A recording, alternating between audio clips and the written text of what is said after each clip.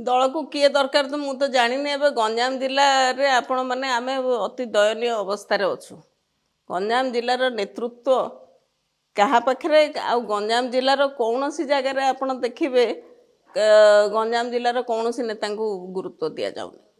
तो गंजाम विफलता केवल मानस मंगराजु ही दायी करा जाई पारे।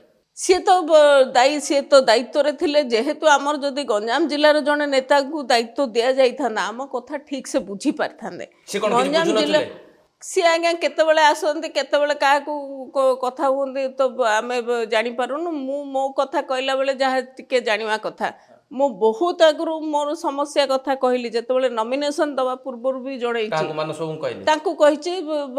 दल में जनई स्ट्रिक्ट एक्शन नापी सी सब कथा उठिला किंतु किछि कार्यकारी हो पारला नाही। इलेक्शन सरीगला पछे किछि कार्यकारी हला ना। लतिका प्रधान हारी गले ना लतिका प्रधान को हरई दिया गला एवं दल ही हरई देला। निश्चित भाव में मत हरई दिया जाइछि दल हरई देला।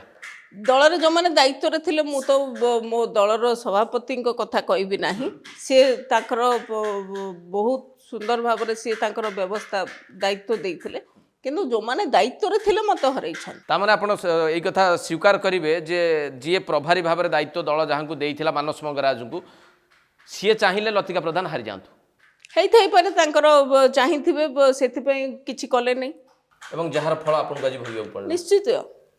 निश्चित भाव लास्ट मो टाइम मागिथिली सारंगर स्वास्थ्य खराब थिला जेतोले हॉस्पिटल रे थिले बापा को नै कि जीवा पई मो टाइम मागिथिली तापर मते आ टाइम देई नाहते मो जाइनी बापा को नै कि जीवा पई मो टाइम मागिथिली तापर मते आ टाइम देई नाहते मो जाइनी।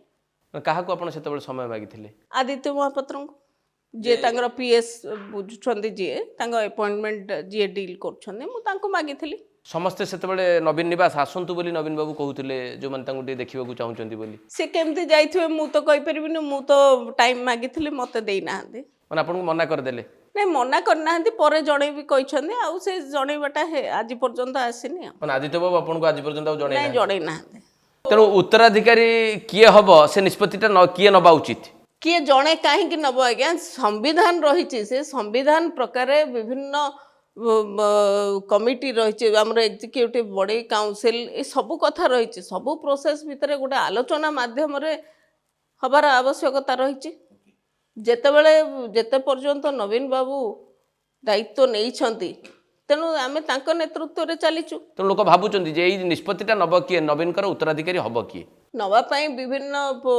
लोकों सहित आलोचनार आवश्यक रही सभापति निजे आलोचना करिवार आवश्यक रही। आपण भावुं जे बिजु जनता दल आउ टिके भविष्यत लंबा अच्छी लोकंर समर्थन जदि रहिबो दल शक्तिशाली हो पार आज दिन में जमती आप दल को देखुं वर्तमान तो आम आहरी बहुत रिफॉर्म रो आवश्यकता रही बिजु जनता दल रे बहुत रिफॉर्म रो आवश्यकता रही एवं समस्त को सांगे नहीं कि जीवार रही आकु ये विरोध कला ताकू काटी दियो से विरोध करदेला सी खराब ताकू बाद दे दियो एटा नुह दल रे जदि किछि किए कहउछंती निश्चित भाव में से दल को भल पाउथुवा पई कहउछंती दल छाड़िकी जीवाई थिले तो जड़े चुपचाप पड़े राति अधिया लोक जाउछंती राति अधिया लोक पलाउछंती किंतु दल भितर जड़े जदि अपोज करुची किंबा स्वर उठाउची से निश्चित भाव में दल को भल पाउची। गोटे प्रमुख कारण रहिला कि जे आपनकर प्रार्थी चयन एवं बाहर प्रार्थी दबाटा गोटे बड़ फैक्टर है निर्वाचन माने उपनिर्वाचन फलाफल तो एकमात्र फैक्टर गोटे बड़ फैक्टर कौन that is the only factor जे बाहर कैंडिडेट दबा ही दल पई महंगा पड़ला बाहर कैंडिडेट दबा तो बहुत महंगा पड़ गला माने कहा हाथ रे दल को टेकी न दियंतु ए कथा तो माने कहिवार संभावना अछि कहा हाथ रे दल को टेकी दबार उचित नाही दल समस्तंकर दल रे जे मिसिबा पई चाहे दल आमे खुशी खुशी रे तांगो मिसेई कि सोना आमे जेमते काम करछु समस्त सेमते काम करंतु।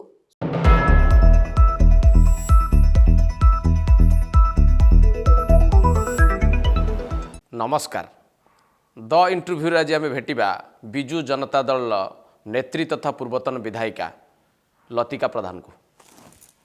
मैडम प्रधान केमती चली आपन राजनैतिक जीवन एवं चली टिके स्लो चली कहीं जी मात्रा रे दौड़ुलु तार टिके स्पीड कम अच्छी किंतु धैर्य हरा हैनु गोटे माने राजनैतिक परिवार आपण आछंती तेणु जे केही भी आशा करिवो जे लंबा समय पर्यंत आपण राजनीति रे रहिबे आ लोकन पई काम करिवे ई स्लो होबार कारणटा कोन ନାଇଁ ଏଇଟା କିଛି ସମୟର ଗେପ୍ ତେଣୁ ସ୍ଲୋ ହେବାର କିଛି ନାହିଁ ଯେହେତୁ ଏମ୍ଏଲ୍ଏ ଥିଲାବେଳେ ବିଭିନ୍ନ କାର୍ଯ୍ୟକ୍ରମ ରହେ ଆଉ ସେ ଭିତରେ ଆପଣ ଜାଣିଥିବେ ଯେଉଁ ଗତ 5 ବର୍ଷ ଭିତରେ ବହୁତ ବାଇ ଇଲେକ୍ସନ୍ ମଧ୍ୟ ଥିଲା ବାଇ ଇଲେକ୍ସନ୍କୁ ଯିବାକୁ ପଡ଼ିଛି ବହୁତ କାର୍ଯ୍ୟକ୍ରମ ଥିଲା ତ ଏବେ ଟିକେ ଖାଲି ଲୋକଙ୍କ ପାଖରେ ପହଞ୍ଚୁଛୁ ଲୋକଙ୍କର ସମସ୍ୟା ବୁଝୁଛୁ ଲୋକଙ୍କର ସମସ୍ୟା ନେଇକି ବିଭିନ୍ନ ଅଫିସରେ ଏସବୁରେ କଥା ହେଇପାରୁଛୁ तो जो माने 30 दिन सारा प्रोग्राम रोला सेटा टिके कमी लोकों पाखे गोटे प्रश्न एबे भी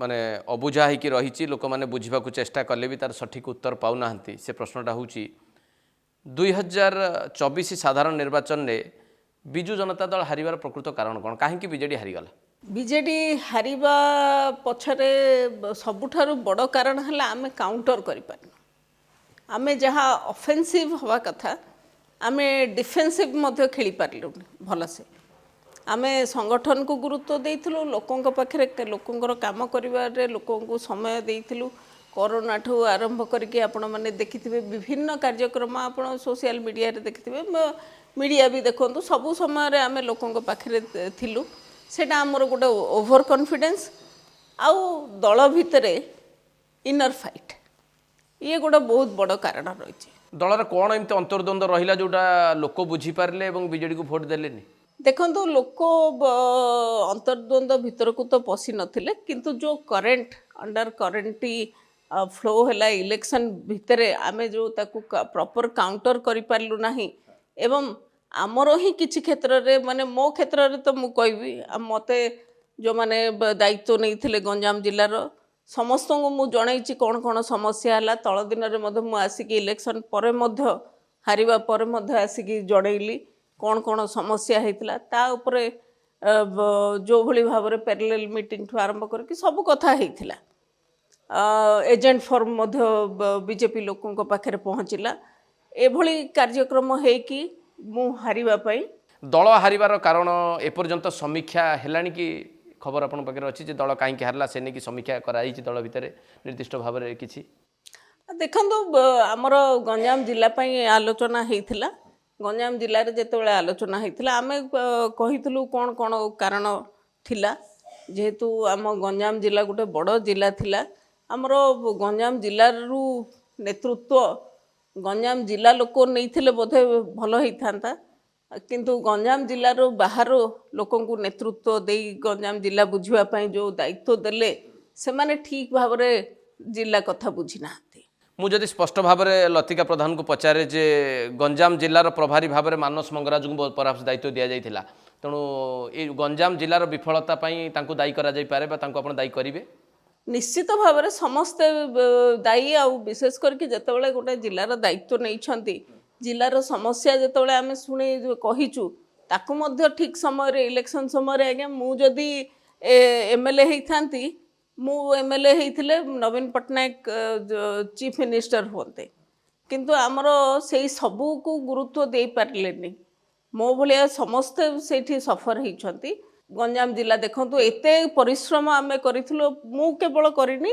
आमर प्रत्येक कैंडिडेट कर प्रत्येक जो मैंने सिटिंग एमएलए थे समस्त परिश्रम कर तो गंजाम विफलता केवल मानस मंगराजु ही दायी करा जाई पारे सी तो दायी सी तो दायित्व थे जेहेतु आमर जदि गंजाम जिलार जड़े नेता को दायित्व दि जाता आम कथा ठीक से बुझी पारि था गंजाम जिला सी आज्ञा केतबेले आसती केतबेले क्या कथा हमें तो आम जापारूनु मो कथा कहला बेले जहाँ टिके जाना कथा मु बहुत आगु मोर समस्या कथा कहली जिते नॉमिनेशन दवा पूर्व भी जनई दल में जनई स्ट्रिक्ट एक्शन नापी सी सबू कथा उठिला किंतु किछि कार्यकारी हो पारला नाही इलेक्शन सरीगला पछे किछि कार्यकारी हला ना गंजाम विपर्याय पर दल तरफ दल सुप्रीमो नवीन पट्टनायक हूँ जो मैंने आगधाड़ नेता जो मैंने बुझुते निर्वाचन परिचालना से माने कौन मानस मंगराज बाबद पचारे कहीं दल विपर्याय घटिला गंजाम भली जिले में सेटा तो मुझे कहीपरि मु तो से कथा बारंबार उठे जोर भाव में मोर दाबी शुणई मु नवीन बाबू को मोर कथा कही ତାପରେ କାର୍ଯ୍ୟକ୍ରମ ତାଙ୍କୁ କ'ଣ ସେ ପଚାରିଥିବେ ନ ପଚାରିଥିବେ ସେଇ ବିଷୟରେ ମୋ ପାଖରେ କିଛି ଖବର ନାହିଁ। ଲତିକା ମ୍ୟାଡ଼ାମ୍ ଆପଣ 2019 ମସିହାରେ ମୋର ଯାହା ମନେ ଅଛି ବୋଧହୁଏ 90,000ରୁ ଅଧିକ ଭୋଟ୍ ପାଇଥିଲେ ଏବଂ 60%ରୁ ଅଧିକ ପ୍ରତିଶତ ଭୋଟ୍ ଆପଣଙ୍କ ସପକ୍ଷରେ ଥିଲା। କିନ୍ତୁ 2024ରେ ଆମେ ଦେଖିଲା ବେଳକୁ 50,000 ପାଖାପାଖି ଆପଣ ଭୋଟ୍ ବୋଧେ ପାଇଲେ ଏବଂ 35% ପାଖାପାଖି ଭୋଟ୍ ବ୍ୟବଧାନ ମାନେ କମିଗଲା ଆପଣଙ୍କର। କ'ଣ ମାନେ ଏକ୍ଜାକ୍ଟଲି ଆପଣ କ'ଣ ଅନୁସନ୍ଧାନ କରିଛନ୍ତି, ଆପଣ କ'ଣ ଅନୁଶୀଳନ କରିଛନ୍ତି ଯେ 60%ରୁ ଅଧା ହେଇଯିବା ଭୋଟ୍ 90,000ରୁ 50,000କୁ ଭୋଟ୍ ଚାଲି ଆସିବା ପଛରେ କ'ଣ କାରଣ? ଦେଖନ୍ତୁ କାରଣ ଯେ କେବଳ ଖାଲି ଆମେ ଭୋଟ କଥା କହୁଛେ, ଆମର ଦଳର ସଂଗଠନ ଯଦି ଆମେ ଦେଖିବାକୁ ଯିବା, ସଂଗଠନ ବହୁତ ଭଲ ସଂଗଠନ ଆମର ଥିଲା। ଆପଣମାନଙ୍କର ବିଭିନ୍ନ ସର୍ଭେ ଆପଣମାନେ ଦେଖିଥିବେ କିମ୍ବା ବିଭିନ୍ନ କ୍ଷେତ୍ରରେ ଦେଖିଥିବେ କିମ୍ବା ଆମର ଯେଉଁ କାର୍ଯ୍ୟକ୍ରମ ଚାଲୁଥିଲା ସେଇ ଭିତରେ ମଧ୍ୟ ଇଲେକ୍ସନ୍ ଚାଲିବା ଭିତରେ ମଧ୍ୟ ଲୋକଙ୍କର ସମର୍ଥନ ବହୁତ ଥିଲା। ଯଦି ଆମେ ये गोटे कथा तो प्रमाणित आज पर्यंत हो पारि नाही ईवीएम कथा, ये ईवीएम भी गोटे फैक्टर किंबा केवल खाली आमर इनर फाइट ये सबू भितर कोठी ना कोठी जो अंडर करेन्ट रहिला से अंडर करेन्ट रे लोकंकर मन भितर द्वंद्व एवं गोटे नुआ कथा चिंता करिकी बोधे एभली हेछि। किंतु सबुठु बड़ कथा होछि जे आमर जो व्यवस्था करवा कथा आमर जो भली भाव में आम काउंटर करवा कथा आम काउंटर कर मुझे स्पष्ट भाव आपको पचारे जे लतिका प्रधान हारीगले ना लतिका प्रधान को हरई दिगला और दल ही हरईदेला? निश्चित भाव में मत हरई दि जाइए, दल हरईदेला।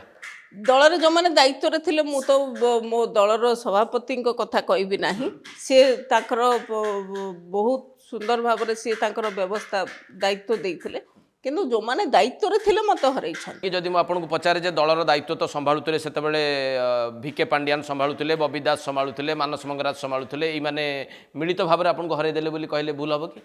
ना ना सेटा मिलित भाव में तो कथाटा नुह, कथाटा थिला समस्त को जिलार दायित्व मिलिथिला। जिलार दायित्व हिसाब रे मु जिला प्रभारी को ही जनइबी, जिला दायित्व रे जो माने थिले मु तांको ही जनइची। सबु कथा बारंबार बारंबार जनइबा सत्त्वे मध्य किछि कार्यक्रम नियाहला ना।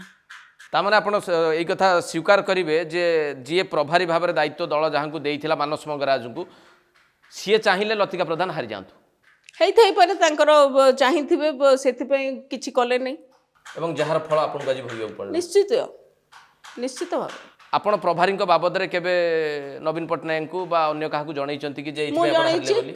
मु हारिवार कारण मध्य जणैची कोन कोन हेइतिला, कोन कोन कार्यक्रम सेतबेले निर्वाचन समय रे निया जाइतिला मु सब जणैची।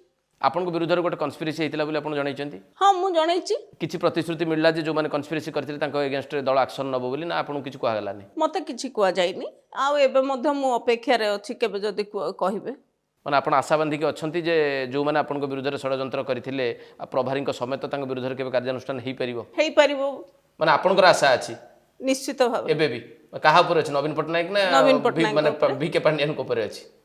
सी तो सन्यास नहीं छंती, से तो दल रे नाहंती वर्तमान को माने भिके पांड्यान एबे बीजेडी नाहंती? बीजेडी रो को कार्यक्रम रे अछंती कि को कार्यक्रम रे अछंती? आपनकर केबे शेष देखितला भिके पांड्यान को सहित? मु तो देखाइथिबो इलेक्शन पूर्वरु जहा देखाइथिला तापरे आपण आ देखाइ ना मोर देखाइ। नवीन निवास केथर आपण जाइचंती निर्वाचन परे? नवीन निवास जाइथिबे 4-5 थर जाइछि। काहा को भेटिचंती? नवीन बाबू को सीधा सड़क भेटी परिचंती? भेटिछि माने सीधा एमती नै कि जाइछि? सीधा एमती आपण माने जानती तांको भेटंती ना काहा माध्यम रे जीवा पड़े सेठी? ना ना तांकर पीएस को माध्यम रे जाइछि निर्वाचन पर। लास्ट मो टाइम मागिथिली सारंगर स्वास्थ्य खराब थिला जेतोले हॉस्पिटल रे थिले, बापा को नै कि जीवा पई मो टाइम मागिथिली, तापर मते आ टाइम देई नाहते मो जाइनी। काहा को आपण सेतबेले समय मागिथिले? आदित्य महापात्र को जे तांगर पीएस बुझुछंदी जे तांग अपॉइंटमेंट जे डील करछंदी मु तांको मागिथिली। आपण बापा को भी संगे नै कि जीवा पई जेहेतु से बहुत समय तांको सहित संगठन भितरे थिले, बहुत संपर्क भितरे थिले। बापांको स्वास्थ्य भी एते भलो नै तथापि मु नै कि जीवा पई माने आपण को बापा भी चाहुथिले जीवा पई टिके नवीन बाबू को देखिबा पई, देखा करबा पई, किंतु सेटा संभव होई परलानी। से कौनसी कारणरू सेतबेले टाइम देई नाहते मु आ तापर पचारिनी। समस्ते सेतबेले नवीन निवास आसंतु बोली नवीन बाबू कहउथिले जो मन तांगु टे देखिबा को चाहुचंती बोली। से केमते जाइथिबे मु तो कहि परिबिनी, मु तो टाइम मागिथिले मते देई नाहते। माने आपण को मना कर देले? ନାଇଁ ମନା କରିନାହାନ୍ତି, ପରେ ଜଣେଇବି କହିଛନ୍ତି, ଆଉ ସେ ଜଣେଇବାଟା ଆଜି ପର୍ଯ୍ୟନ୍ତ ଆସିନି ଆଉ। ମାନେ ଆଦିତ୍ୟ ବାବୁ ଆପଣଙ୍କୁ ଆଜି ପର୍ଯ୍ୟନ୍ତ ଆଉ ଜଣେଇ ନାଇଁ ନାହାନ୍ତି? ଜଣେଇ ନାହାନ୍ତି।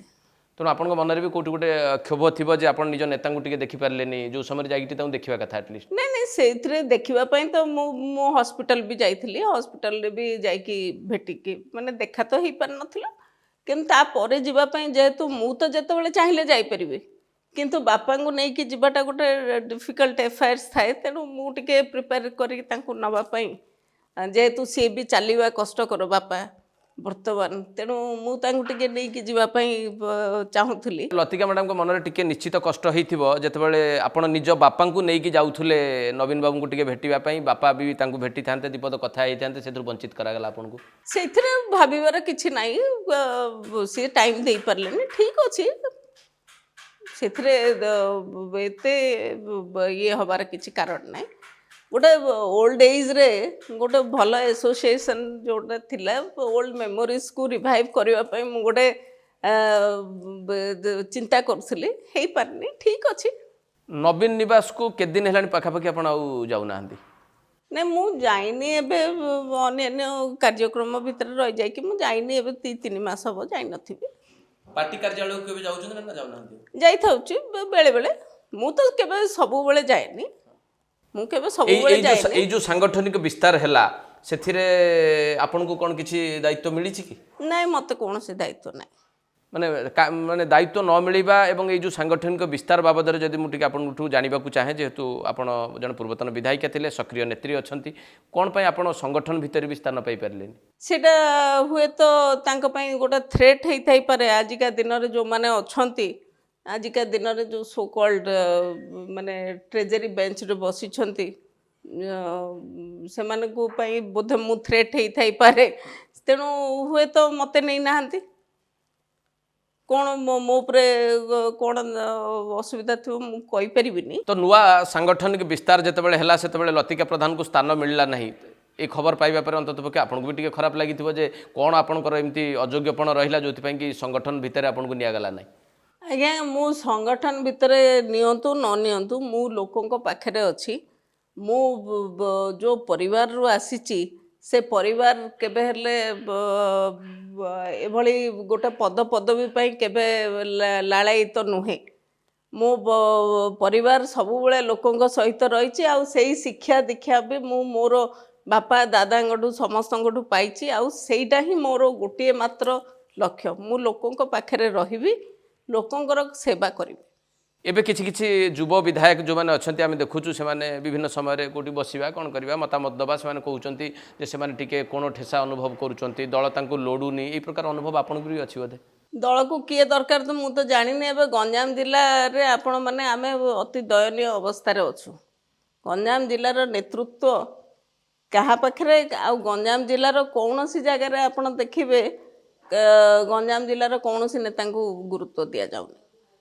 ମାନେ ଗଞ୍ଜାମ ପ୍ରତି ବିତସ୍ପୃହ ବିଜୁ ଜନତା ଦଳର ଶୀର୍ଷ ନେତୃତ୍ୱ କିଏ ବୋଲି ଆପଣ କହିବେ ନା, ନା ଯେଉଁମାନେ ଏଇ ଯେଉଁ ମ୍ୟାନେଜର ଅଛନ୍ତି? ମ୍ୟାନେଜରଙ୍କ କଥା, ମ୍ୟାନେଜର ମାନେ ହିଁ ବୋଧେ ଗଞ୍ଜାମ ଜିଲ୍ଲାକୁ ଟଲରେଟ୍ କରିପାରୁନାହାନ୍ତି। ବିଜେଡି କି ଚଳଉଛି କିଏ ତାହେଲେ, ନବୀନ ପଟ୍ଟନାୟକ ନା କିଛି ମ୍ୟାନେଜର ଏବେ ଚଳଉଛନ୍ତି? ଏ ଅନୁଭବ ଆପଣଙ୍କର ହେଉଥିବ ଯେତେବେଳେ ଆପଣ ଗଞ୍ଜାମ ଜିଲ୍ଲାର କଥା ଏଠି ଉଠାଉଛନ୍ତି। ସଭାପତି ତ ଅଛନ୍ତି ଏବଂ ଚଳେଇବାଟା ଆପଣମାନେ ଦେଖିପାରୁଥିବେ କେଉଁମାନେ ଚଳଉଛନ୍ତି, ଆଉ କେଉଁଭଳି ଭାବରେ ଚଳଉଛନ୍ତି ଆପଣ ତ ଦେଖିପାରୁଥିବେ। ଆମେ ଆଉ କିଛି ଅଛନ୍ତି ଯେଉଁମାନେ ମାସିକିଆ କାର୍ଯ୍ୟକ୍ରମ ଭିତରେ ରହିଛନ୍ତି, ସେମାନେ ଚଳଉଛନ୍ତି ଆଉ। ଲତିକା ମ୍ୟାଡ଼ାମ୍, ଗୋଟେ କଥା ଶୁଣିବାକୁ ମିଳେ, କିଛି ବିଜୁ ଜନତା ଦଳରୁ ବାହାରିଥିବା ନେତା ନେତ୍ରୀ ହୁଅନ୍ତୁ, ଏମାନେ କହନ୍ତି ଯେ ଏବେ କ'ଣ ଗୋଟେ କର୍ପୋରେଟ୍ ଢାଞ୍ଚାରେ ବିଜେଡ଼ିର ମ୍ୟାନେଜମେଣ୍ଟ ଚାଲିଛି, ଯେ ଯେଉଁମାନେ ସଂଗଠନରେ ରହିବେ ତାଙ୍କୁ ଦରମା ବା ଏମିତି କିଛି ମାସିକ ମାନେ ତାଙ୍କ ପାଇଁ କିଛି ମାସିକ ଆୟର ବ୍ୟବସ୍ଥା କରାହେଇଛି ଦଳ ତରଫରୁ, ସେମାନେ ତାକୁ ନେଇକି ଦଳ ପାଇଁ ହିଁ କାମ କରୁଛନ୍ତି। ମୁଁ ଏକ୍ଜାକ୍ଟଲି ଜାଣିନି, କିନ୍ତୁ ମୁଁ ବି ସେଇ କଥା ଶୁଣୁଥିଲି। କ'ଣ ଶୁଣୁଥିଲେ ଆପଣ? ଯେ କିଛି ଦରମାର ବ୍ୟବସ୍ଥା କରିଛନ୍ତି କି କ'ଣ, ଏଭଳି କିଛି ମୁଁ ବି ଶୁଣୁଥିଲି। ମୁଁ ଭଲ ଭାବରେ ଜାଣିନାହିଁ, ମୋ ପାଖରେ ପ୍ରମାଣ ନାହିଁ, ମୁଁ ତ ତା ଉପରେ କହିବାଟା ଉଚିତ ହେବନି, କିନ୍ତୁ ମୁଁ ବି ଶୁଣୁଥିଲି ସେଇ କଥାଟା। ଗୋଟେ ପ୍ରାଇଭେଟ୍ ଲିମିଟେଡ୍ କମ୍ପାନୀ ଭଳିଆ ବର୍ତ୍ତମାନ ଦଳ ଚାଲିଛି।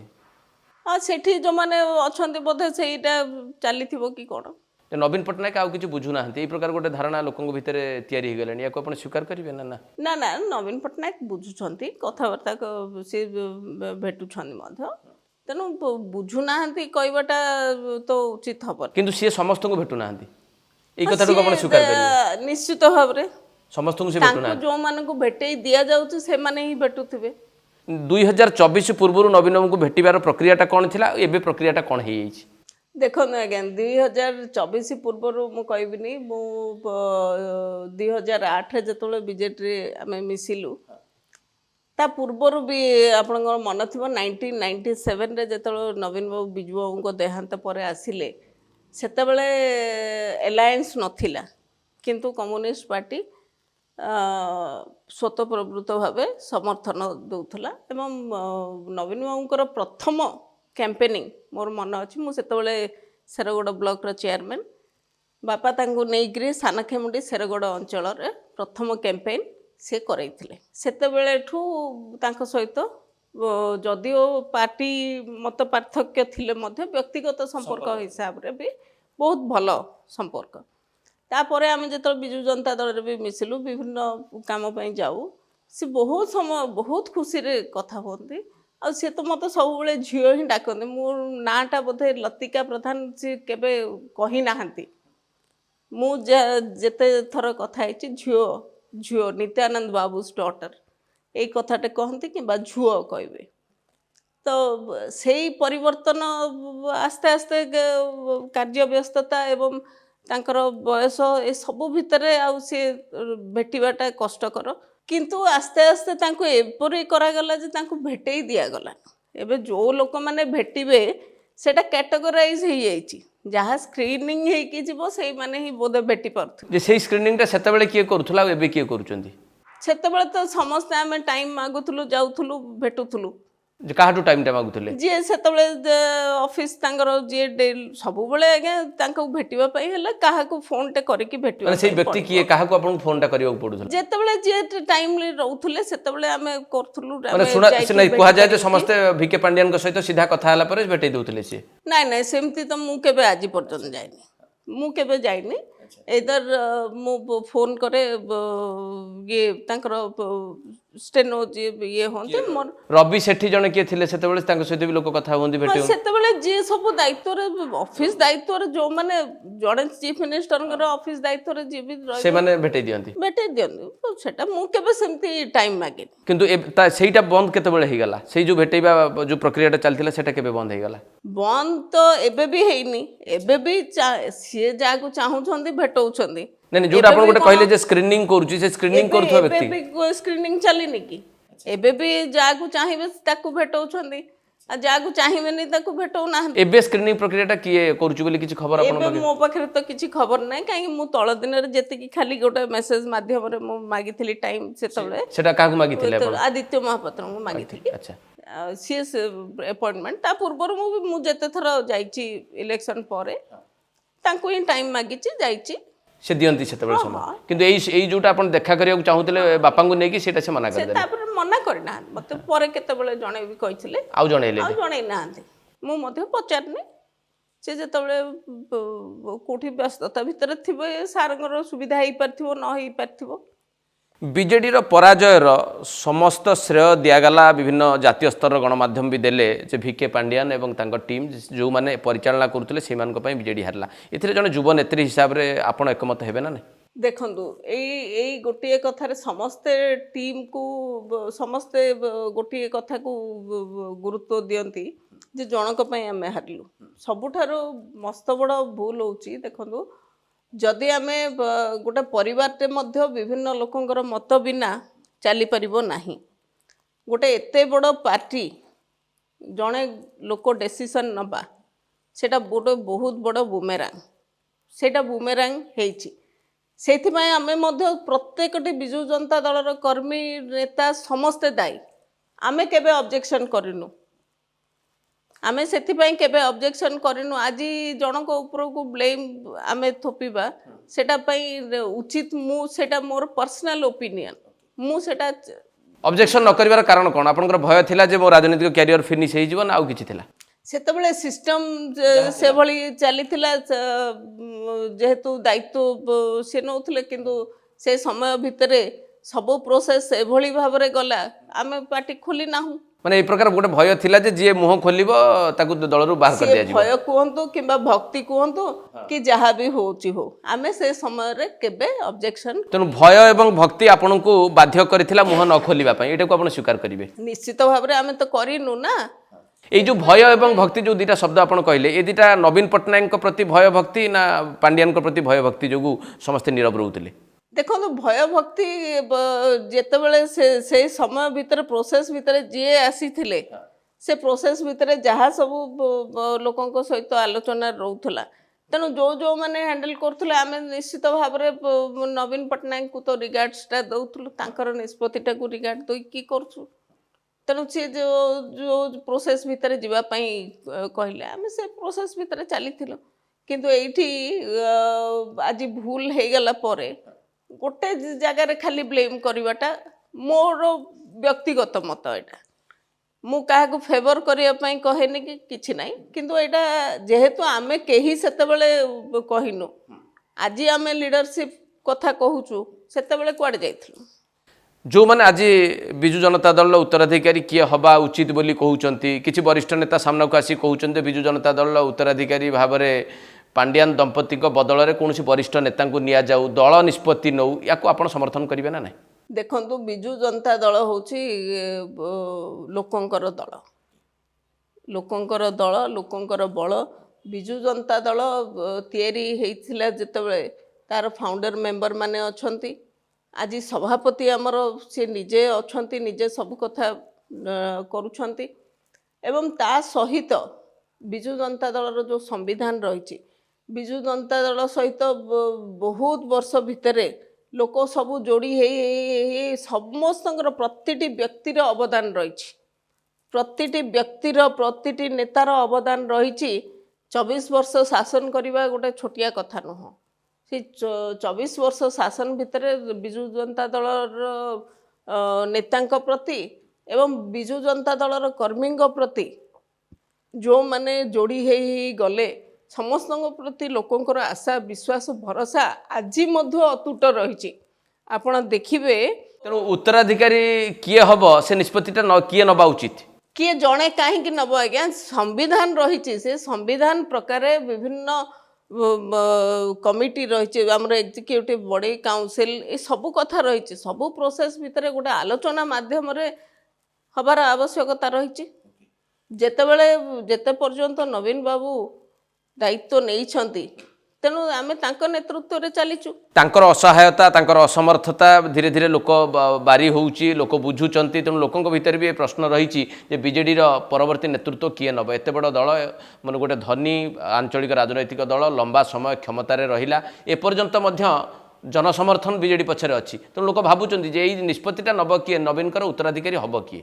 ନେବା ପାଇଁ ବିଭିନ୍ନ ଲୋକଙ୍କ ସହିତ ଆଲୋଚନାର ଆବଶ୍ୟକ ରହିଛି, ସଭାପତି ନିଜେ ଆଲୋଚନା କରିବାର ଆବଶ୍ୟକ ରହିଛି। ବିଜେଡ଼ିର କ'ଣ ବରିଷ୍ଠ ନେତା ନାହାନ୍ତି କିଏ ଦଳର ନେତୃତ୍ୱ ନେଇପାରିବେ? ନିଶ୍ଚିତ ଭାବରେ କାହିଁକି ନେଇପାରିବେନି? କେବଳ ଜଣେ ନେତା କାହିଁକି କଥା କହୁଛନ୍ତି? ଗୋଟେ ଟିମ୍ ଆସିବାର ଅଛି, ଗୋଟେ ଟିମ୍ ଦାୟିତ୍ୱ ନେବାର ଅଛି।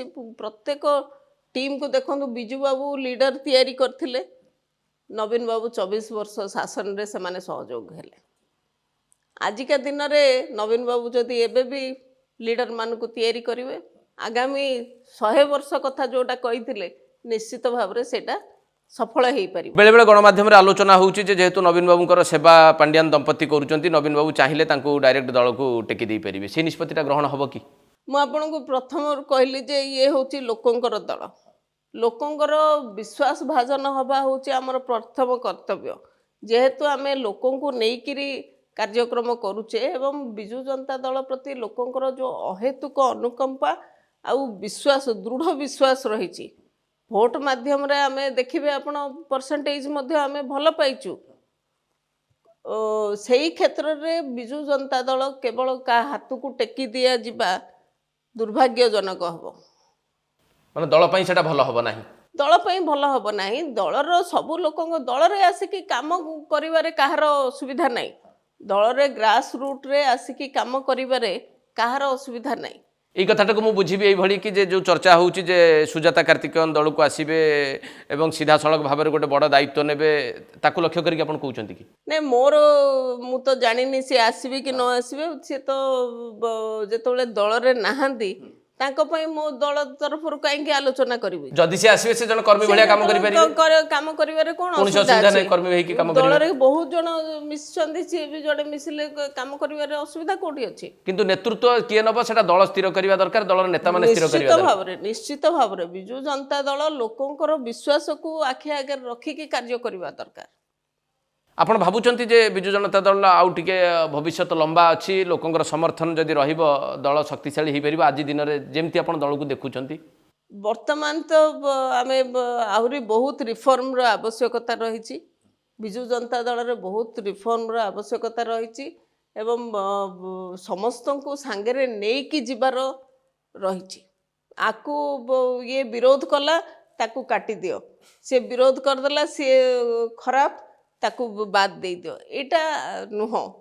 ଦଳରେ ଯଦି କିଛି କିଏ କହୁଛନ୍ତି ନିଶ୍ଚିତ ଭାବରେ ସେ ଦଳକୁ ଭଲ ପାଉଥିବା ପାଇଁ କହୁଛନ୍ତି। ଦଳ ଛାଡ଼ିକି ଯିବା ପାଇଁ ଥିଲେ ତ ଜଣେ ଚୁପଚାପ ପଳେଇବେ। ରାତି ଅଧିଆ ଲୋକ ଯାଉଛନ୍ତି, ରାତି ଅଧିଆ ଲୋକ ପଳାଉଛନ୍ତି, କିନ୍ତୁ ଦଳ ଭିତରେ ଜଣେ ଯଦି ଅପୋଜ କରୁଛି କିମ୍ବା ସ୍ୱର ଉଠାଉଛି ସେ ନିଶ୍ଚିତ ଭାବରେ ଦଳକୁ ଭଲ ପାଉଛି। ମୁଁ ଯଦି ବ୍ୟକ୍ତିଗତ ଭାବେ ଲତିକା ପ୍ରଧାନଙ୍କୁ ପଚାରେ ଯେ ଆପଣ କ'ଣ ଯଦି ଇଚ୍ଛା ନ ହେବ ଏହି ପ୍ରକାର ପରିଚାଳନାକୁ ଆପଣ ନାପସନ୍ଦ କରିବେ, ଆପଣ କ'ଣ ରାତି ଅଧିଆ ଦଳ ଛାଡ଼ିଦେବେ ନା ଦଳ ଭିତରେ ରହିକି ଦଳକୁ ସୁଧାରିବାକୁ ସ୍ୱର ଉତ୍ତୋଳନ କରିବାକୁ ଭଲ ପାଇବେ? ମୁଁ ଆଜ୍ଞା ଦଳ ଭିତରେ ଅଛି, ମୁଁ ଛାଡ଼ିବା କଥା ଏସବୁ କଥା ମୁଁ ଏବେ ପର୍ଯ୍ୟନ୍ତ କୌଣସି ଚିନ୍ତା କରିନାହିଁ କି ସେଭଳି କାର୍ଯ୍ୟକ୍ରମ ମଧ୍ୟ ମୋର ଆପଣମାନେ ଦେଖିଥିବେ ଏତେ ବର୍ଷ ଭିତରେ ମୁଁ ଦଳ ବିରୋଧୀ କାର୍ଯ୍ୟକ୍ରମ କେବେ ମଧ୍ୟ କରିନାହିଁ। କିନ୍ତୁ ଦଳକୁ ସୁଧାରିବାକୁ ହେଲେ ସ୍ୱର ଆପଣ ଉତ୍ତୋଳନ ମୁଁ କରିବେ, ନିଶ୍ଚିତ ଭାବରେ କହିବି ଖୋଲିକି କହିବେ ନା ଭୟ ଅଛି, ଆଜି ବି ଭୟ ଅଛି? ନା ଦଳ ମତେ ଠିକ ଭାବୁ କିମ୍ବା ଭୁଲ ଭାବୁ, ମୋର ନବୀନ ବାବୁଙ୍କ ପ୍ରତି ଅଗାଧ୍ୟ ଭକ୍ତି ରହିଛି ଏବଂ ତାଙ୍କର ରିଗାର୍ଡସ୍ ରହିଛି ତାଙ୍କ ପାଇଁ। ତେଣୁ ତାଙ୍କର ଯେଉଁ ଦଳକୁ ଯଦି ଆବଶ୍ୟକ ରହୁଛି ମୁଁ ନିଶ୍ଚିତ ଭାବରେ ସ୍ୱର ଉତ୍ତୋଳନ କରିବି। ବିଜେଡିର ଭଲ ପାଇଁ ଯାହା କରିବାକୁ ପଡ଼େ ଆପଣ ତାକୁ କରିବାକୁ ପ୍ରସ୍ତୁତ, ନିଶ୍ଚିତ ଭାବରେ ମାନେ କହିବେ, ଡରିବେନି ତାକୁ? ନା ଏବେ ଆଉ ଭୟ ଆଉ ଭକ୍ତି ଭିତରେ ଆପଣ ବାନ୍ଧି ହେଇକି ରହିବେ? ନା ନା ନା, ଏଇଟା ଦୃଢ଼ତାର ସହିତ ଆପଣ କହିବେ? ନିଶ୍ଚିତ ଭାବରେ। ଲତିକା ମ୍ୟାଡ଼ାମ, ଜଣେ ଯୁବ ନେତ୍ରୀ ହିସାବରେ ଆପଣ ନୂଆପଡ଼ା ଉପନିର୍ବାଚନ ଫଳାଫଳକୁ କେମିତି ଦେଖନ୍ତି? ନୂଆପଡ଼ା ଉପନିର୍ବାଚନ ତ କହିହେବ ନାହିଁ ଯେ ଏଭଳି ରିଜଲ୍ଟଟା କାହିଁକି ହେଲା, କିନ୍ତୁ ବାସ୍ତବରେ ଇଏ ମ୍ୟାନିପୁଲେସନ୍ କିମ୍ବା ନୂଆପଡ଼ାରେ ଯେଉଁ ଥିଲା ଆମର କ୍ୟାଣ୍ଡିଡେଟ୍ ସିଲେକ୍ସନରେ ସେ ଜଣେ ଦକ୍ଷ ନେତ୍ରୀ ଅନଡାଉଟଫୁଲି, କିନ୍ତୁ ଯେହେତୁ ଜିଲ୍ଲା ଗୋଟେ ଅଲଗା ଜିଲ୍ଲାରୁ ଜିଲ୍ଲା ବାହାରୁ ଆମର ସିଲେକ୍ସନ୍ ଭୁଲ ହେଇଯାଇଥାଇପାରେ। କିନ୍ତୁ ମୁଁ ସେଇଠି ଦେଖୁଥିଲି, ଯେଉଁ ମୁଁ ବି ଯାଇଥିଲି କିଛି ଦିନ, ସେଠି ନବୀନ ବାବୁଙ୍କ ପ୍ରତି ଅହେତୁକ ଭଲ ପାଇବା ଥିଲା। ତାକୁ ଆମେ ଭୋଟରେ କିନ୍ତୁ କନଭର୍ଟ କରିପାରିଲୁ ନାହିଁ। କ'ଣ ପାଇଁ? ବିଭିନ୍ନ କାରଣ ରହିଛି। ଗୋଟେ ପ୍ରମୁଖ କାରଣ ରହିଲା କି ଯେ ଆପଣଙ୍କର ପ୍ରାର୍ଥୀ ଚୟନ ଏବଂ ବାହାରରୁ ପ୍ରାର୍ଥୀ ଦେବାଟା ଗୋଟେ ବଡ଼ ଫ୍ୟାକ୍ଟର ହେଲା ଏ ନିର୍ବାଚନ, ମାନେ ଏଇ ଉପନିର୍ବାଚନ ସେଇଟା ଫଳାଫଳ? ତ ଏକମାତ୍ର ଫ୍ୟାକ୍ଟର, ଗୋଟେ ବଡ଼ ଫ୍ୟାକ୍ଟର କ'ଣ, that is the only factor. ଯେ ବାହାରୁ କ୍ୟାଣ୍ଡିଡେଟ୍ ଦେବା ହିଁ ଦଳ ପାଇଁ ମହଙ୍ଗା ପଡ଼ିଲା, ବାହାରୁ କ୍ୟାଣ୍ଡିଡେଟ୍ ଦେବା ତ ବହୁତ ମହଙ୍ଗା ପଡ଼ିଗଲା, ଯେଉଁଥିପାଇଁ କି ବିଜୁ ଜନତା ଦଳ ଭୋଟ ଏତେ ଏମିତିରେ କମିଗଲା। ଆପଣ ଦେଖିବେ ବାଇ ଇଲେକ୍ସନ ଗୁଡ଼ାକ ସବୁବେଳେ ପ୍ରୋ ଗଭର୍ଣ୍ଣମେଣ୍ଟ ରହେ। ଟ୍ରେଣ୍ଡରେ ରହେ, କିନ୍ତୁ ଆଉ ଭଲ ପରିସ୍ଥିତି ଭିତରେ ଥିଲା। ଆଉ ଆପଣ ତ ଜାଣିଛନ୍ତି ଗୋଟେ ସରକାର ଥିବା ଭିତରେ ସେ ଯେଉଁ କଳ ବଳ କୌଶଳ ଲଗାଇବା ଭିତରେ ହୁଏତ ଆମେ ତା ଭିତରେ ପଛୁଆ ପଡ଼ିଯାଇଛୁ। ମାନେ ଯଦି ମ୍ୟାନେଜମେଣ୍ଟ ଆଉ ଟିକେ ଭଲ ଭାବରେ କରାଯାଇଥାନ୍ତା, ଭଲ ପ୍ରାର୍ଥୀ ଦିଆଯାଇଥାନ୍ତା, ଫଳାଫଳ ଅପେକ୍ଷାକୃତ ଭଲ ହେଇଥାନ୍ତା। ଦେଖନ୍ତୁ, ପ୍ରାର୍ଥୀ ହିସାବରେ କହିବାକୁ ଗଲେ ତ ସେ ବି ଜଣେ କମ୍ପିଟେଣ୍ଟ ପ୍ରାର୍ଥୀ, କିନ୍ତୁ ନୂଆପଡ଼ା ଜିଲ୍ଲା, ବରଗଡ଼ ଜିଲ୍ଲାରୁ ଯାଇକି ନୂଆପଡ଼ା ଜିଲ୍ଲାରେ ପ୍ରାର୍ଥୀ ହେବାଟା ସେଇଟା ଗୋଟେ ବୁମେରାଙ୍ଗ ହେଇଗଲା। ସେ ନିଷ୍ପତ୍ତିଟା କ'ଣ ନବୀନ ପଟ୍ଟନାୟକ ନେଇଥିବେ ବୋଲି ଆପଣ ଭାବୁଛନ୍ତି? ସେ ତ ଗୋଟେ କମିଟି ହେଇଥିଲା, କ'ଣ ସିଲେକ୍ସନ୍ କମିଟି ହେଇଥିଲା, ସେ ସିଲେକ୍ସନ୍ କମିଟି ଭିତରେ ନେଇଥିବେ କିଏ। ତାମାନେ ଏଇ ଯେଉଁ ମାନେ ପରାଜୟର ଫଳାଫଳଟି ମିଳିଲା, ସମ୍ମିଳିତ ଭାବେ ସେ କମିଟି ନେବା ଉଚିତ, ଯେଉଁମାନେ ପରିଚାଳନା କରୁଥିଲେ ସେମାନେ ନେବା ଉଚିତ। ହଁ, ନିଶ୍ଚିତ ଭାବେ। ଏକଥା ଆପଣ କହିବେ ଯେ ସେମାନେ ହିଁ ମାନେ ଦାୟୀ ବୋଲି ନିଜକୁ ସ୍ୱୀକାର କରନ୍ତୁ? ସେମାନେ ସ୍ୱୀକାର କରିବେ ନ କରିବେ ସେଟା ତାଙ୍କ ଉପରେ ନିର୍ଭର କରୁଛି, କିନ୍ତୁ ଯେହେତୁ ସବୁ ମିଳିତ ଭାବରେ ଗୋଟେ ନିଷ୍ପତ୍ତି ନେଇକିରି ଯାଇଥିଲେ, ତେଣୁ ନିଶ୍ଚିତ ଭାବରେ ସେମାନେ ହିଁ ଦାୟୀ ରହିବା ଦରକାର। विजु जनता दल भविष्य बोली जहाँ को विचार करा जाउची अनेक युव नेता अच्छा जमी आपण भी जड़े माने युव नेत्री अच्छा दलर आपण मैंने विभिन्न समय एकाठी होती किसी मतामत दौरान प्रतिक्रिया दौरान ताकू नहीं गणमाध्यम अनेक रोचक खबर परिवेशन करा जाउची प्रकृतर उद्देश्य कौन आपण एकाठी होबार उद्देश्य कौन भोजी भात कर उद्देश्य कौन कहीं आपण मैंने एकाठी होती कौन आलोचना करुँच राजनीति लोक मैंने जदि एकाठी हेबे आउ कौन घरे कौन माछ भजा कथा कथा हेबे ना मटन ହେଇଛି कथा हेबे ना छुआ स्कूल गले कि नहीं कथा हेबे राजनीति लोक जेतबेले एकाठी होउछन्ते निश्चय राजनीतिक आलोचना ही होउथबो एवं आम निज अंचल मानकरे देखंतु आमे 1.5 वर्ष हे गला आमे मिसिक्री समस्ते काम करथुले एमएलए बेले बाई इलेक्शन रे बहुत मास मास धरकी जाऊ बाई इलेक्शन रे काम करला समस्ते मिली मिसिकी काम करू से भितरे आमे जेहेतु आमे बहुत दिन हो गला आमे गोटे गेट टुगेदर प्रोग्राम करथिलु चांदा देकी करथिलु चांदा देकी करथिलु से आमर जहाँ सब शेयरिंग आमर थॉट्स एक्सचेंज प्रोसेस भितर कार कौन समस्या किए केमती हारिबा परे कोभली भाबरे केमती जाउछंदी एरिया केमती चलीची कौन ए विषय में आमर आलोचना तो दल को श्रृंखलित करवा दल को बाट को आने किसी आलोचना आपण भीतर है ना हाँ आमर देखुना आम संगठित होचु जो समस्त एकाठी होचु बिजु जनता दल एकाठी होचु ना आम आउ कौन अन्य दल एकाठी होचु कि ना आम किसी आउ कौन कलुनी कि आम आउ गोटे फोरम तो तैयारी करनु ना आम बिजु जनता दल ही एकाठी हो तेणु दल भितर आपण रहीकि दल जो अबाट को जाऊँच किसी लोक अबाट को नौकर फेरे आनिबार चेष्टा आरंभ करुँच बोधे यहाँ हाँ आवश्यक है आम निश्चय कहूँ मिलित भाव में समस्त कहूँ एटा ठीक होनी एटा ठीक है ये होची आमे हमर मतामत जणाइबु एमती गोटे मिलित निष्पत्ति आपण माने एकाठी कि नैचंती जे जहाँ भूल हबो दल सभापति को एकाठी जाई कहिबे बोली हाँ हाँ आमे समस्त मिलिमिशि कि कहबा पई सब बेले प्रस्तुत माने परस्पर पई कहिबे ना दलर भविष्य को देखि कहिबे परस्पर कथा जदि उठिबो परस्पर सहित किछि आवश्यकता रहिछि सेते बेले कुआ जिवो किबा दल भितर जदि किछि हमकु ठीक लागुनी किबा कहिबार आवश्यकता अछि जाय कि भेटिबु तेणु आपण मैंने प्रस्तुत हेलेनी जे दल जो अबाटे चली जाइए जो विफलता हासिल करिछि दल को पुणी सफलतार स्रोत को फेरे आनिबा पई किछि व्यक्ति विशेष आपण भली विशेष करके युवक नेता नेत्री जो मैंने रही युव वर्गर से मैंने एकाठी हेबे एवं चेष्टा करिवे दल को बाट को आनिबा पई दलर नेतृत्व को मजबूत करिबा पई देखनु हारी जिबाटा गोटे अबाट तो मु कहबिनी गोटे थर आमे हारिबाटा आम पई भी गोटे लेसन आमे हारिलु आ तार हारिबार कारण खोजिकी जीवापाई आमे निश्चित भाव में आमे पुणी डबल स्ट्रेंथ रे केमती काम करिवु सेटा आमर लक्ष्य नहीं जे आमे हारिगले खाली ब्लेम गेम करवा आमर लक्ष्य नुह आमे केमती डबल स्ट्रेंथ रे आउ टिके काम करिवु आउ टिके आमर स्किल एनहांस करिवु आमे सेहिथरे किंतु वर्तमान दलर जो प्रकार परिचालना पद्धति आपण देखुचंती ताकू देखिक अंतत पक्षे आपण माने खुशी अनुभव करूना या तो अंतत पक्षे बुझा जाई पारे हाँ से कोठी ना कोठी तो सही कथाटा निश्चित भाव में रही से बाबद दल सुप्रीमो पाखे आपण टिके प्रतिवाद करबा पई प्रस्तुत हेले आमे आउ थरे केतबेले बसिबु आमे तो गोटे थर बसिथिलु पुणी नुआ वर्ष ए सब भितर समस्त टिके व्यस्त रहिचु विभिन्न कार्यक्रम भितर आउ टिके ता परे पुणी आउ थरे माने चूड़ांत रूप रे प्रस्तुत करिके आपण दल सुप्रीमो को भेटिबे ना आमे भेटिबु आमे विभिन्न बाटरे एबे जे जा रास्ता रे जाउछन्ती भेटुछन्ती सेथरे किछि समस्या नै किंतु जेतेबेले आवश्यक हबो निश्चित भाव में भेटिबु दलर उत्तराधिकारी बा दलर नेतृत्व बाबद नवीन पट्टनायक कौन निष्पत्ति नबा उचित से बाबद भी युव नेता बा युव नेत्री जो माने रहिचन्ती से माने नवीन बाबू को टिके प्रवर्तिबा चेष्टा करिवे कि ना हाँ आमे निश्चित भाव में कहबु कौन कहिबे आपण सेतेबेले जहाँ मिलित भाव में आमर निष्पत्ति हबो सेतेबेले आमे कहबु এই কথা কহিবে যে যাহা লোকঙ্কর মত যাহা দলর সংখ্যাধিক লোকঙ্কর মত বরিষ্ঠ নেতাঙ্কর মত তাকু সম্মান নবীন বাবু দিয়ন্তু বলে আপন তো অনুরোধ করিবে নিশ্চিত ভাবে মানে কাহা হাতরে দলকু টেকি ন দিয়ন্তু এই কথা তো মানে কহিবার সম্ভাবনা আছে কাহা হাতরে দলকু টেকি দবার উচিত नाही দল সমস্তঙ্কর দলরে যিয়ে মিশিবা পাই চাহে দল आमे खुशी खुशी रे तांगु मिसेई ସେମାନେ ଆମେ ଯେମିତି କାମ କରୁଛୁ ସମସ୍ତେ ସେମିତି କାମ କରନ୍ତୁ ସମସ୍ତେ ଆଜିକା ଦିନରେ କାମ କଲେ ହିଁ ଆଗକୁ ଦଳ ଯିବ लतिका मैडम जड़े वरिष्ठ राज्यसभा सदस्य होती देवाशीष सामंतराय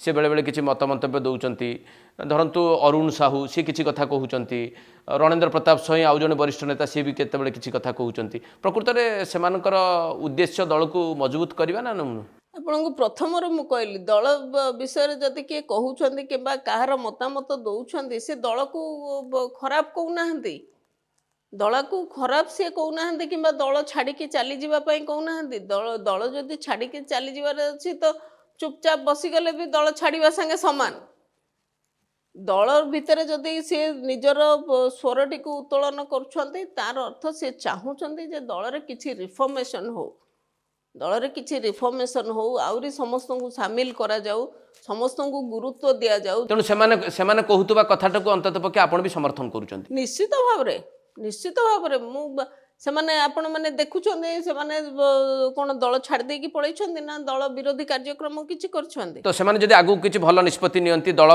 दलर हित लतिका प्रधान समर्थन करेंगे जितेबले जदि से भाया कौन परिस्थिति आसो निश्चित भाव किसी व्यक्तिगत प्रश्न आपको पचारि जे मैडम लतिका प्रधान गोटे निर्वाचन जीति बहुत बड़ व्यवधान में जीति गोटे निर्वाचन हारी जाइछंती आगामी राजनैतिक जीवन यात्रा केमती आपनकर रहिबो जे लंबा समय राजनीति रे रहिबा पई मनस्थ करिसंती ना नहीं निश्चित भाव में राजनैतिक परिवार रु आसीची आमे जेतेबेले छोटो थिलु सेतेबेले मोर मन अछि मो बापा जेतेबेले बोधे प्रथम इलेक्शन लड़ी थिले मते 5 वर्ष होइतला बोधे आ सेतेबेले आमे संध्या बेले चॉकलेट आमको दि जाए आम फ्लैग धरिकी जो छोट सब पिला माने गाँ डी सारा बुलूलु प्रचार करूँ भोट दवापाई अपील करूँ से दिन शिखी शिखी आसीचु आतेबले बापा विभिन्न समय चिरकुट लिखा भी काम कर तेणु ए सबू प्रोसेस भितर आम ट्रेनिंग होगी आसीचु राजनीति रे गोटे थर हारीगलु बापा भी 3 थर हारी 3 थर जीति 3 थर हारी केबे भांगी पड़न तेणु उत्तराधिकारी सूत्र रे लतिका प्रधान राजनीति को आसी ना बरं गोटे राजनैतिक परिवार रु राजनीति शिखिकी आछंती निश्चित भाव बापा केबे रेकमेंड करना बापा केबे मते बरं मो बड़ बापा मो पई रेकमेंड करके मते ब्लॉक चेयरमैन करैथिले बापा मते केबे कहले कि से तार लड़ाई ता निजे से तैयारी हो लड़ाई तार तेणु आपन पाखे एबे भी माने समय अच्छी बयस अच्छी इच्छा भी अच्छी राजनीति रे लंबा इनिंग्स खेलिबा निश्चित भाव रे आगे निश्चित भाव रे राजनीति परिवार रु आसे लोकंकर आशा भरोसा विश्वास आम परिवार उपरे बहुत रही तेणु ताकू रक्षा करबा पई मु निश्चित भाव रे लड़ाई कर समय एवं सुजोग देखिकी किसी स्थान बा दल परिवर्तन करिवार संभावना को मन देखा जाई पारे कि देखंतु एबे पर्यंत कौन सी प्रकार से भलिया कार्यक्रम मु नहीं नाही कि से भलिया चिंताधारा भितर भी नाही मु केवल लोकों को पाखरे रहिबा पई मु मोर कार्यक्रम मोर स्ट्रेटेजी टिके टिके चेंजेस आणुची मु विभिन्न परिवर्तन करूची मोर स्ट्रेटेजी भितर